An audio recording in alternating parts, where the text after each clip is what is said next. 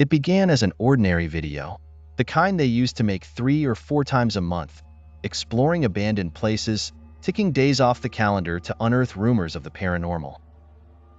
This time, a crumbling Victorian manor stood before them, obscured by leafless trees clawing at the gray sky. The house had been decaying for decades, but whispers of its dark past never died, keeping trespassers at a safe distance. The skeptics, Liam, Sarah, and Nate, planned to unravel the enigma. As the camera zoomed in on ivy-covered stone and broken windows, Liam's voiceover began, recounting the chilling legends. Here lived the Eldridge family, last seen in the winter of 1902. They vanished without a trace.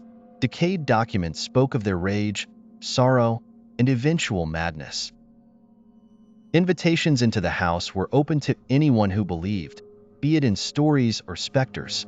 Cold wind hissed as they stepped through the broken front door. Their flashlights pierced darkness like scalpels.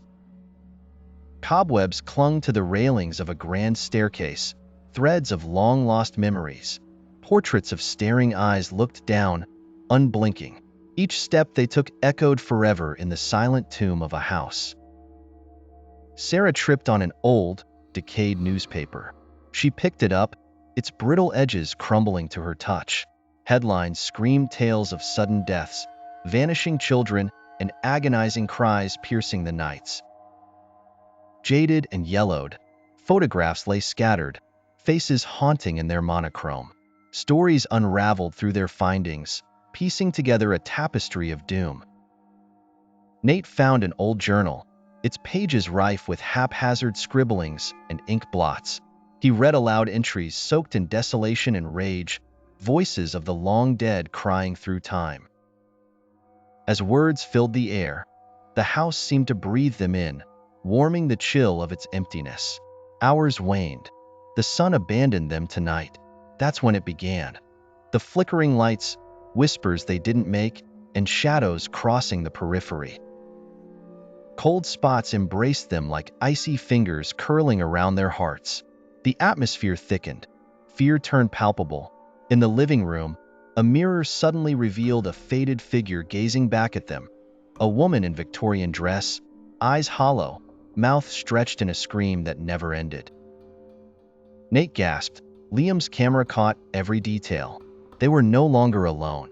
Panic set in. Quickened steps took them to rooms still as tombs, each new space harboring old horrors.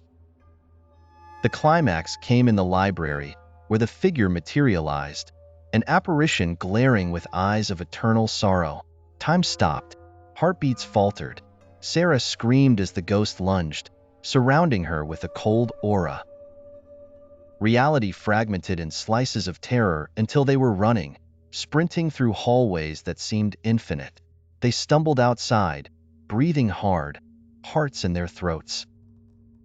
Sarah dropped a silver locket she had found inside, a trinket telling more tales than words could craft. The house loomed, silent as ever, but its thrum of dark energy persisted. They never spoke of what they saw again. The camera fell silent, panning out to encompass the whole manor, a relic to suffering. In the end, it was the only proof that something horrid lingered, bound within rotten walls, whispering its haunted tales to the ones who dared to listen.